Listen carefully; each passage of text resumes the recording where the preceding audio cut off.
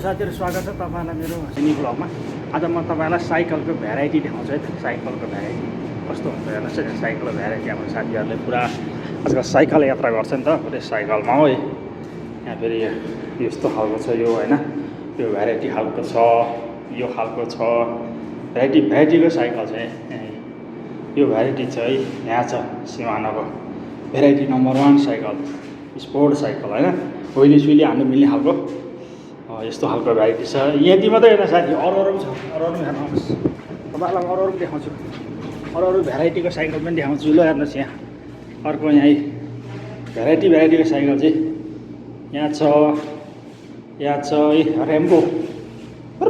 यो जता पनि घुम्छ। यो जता पनि घुम्ने हो। यो ह्यान्डल अगाडि पछाडि फिनफिन हो क्या। यो फिनफिन जता पनि घुम्छ। यस्तो खालको साइकल छ यहाँ हैन।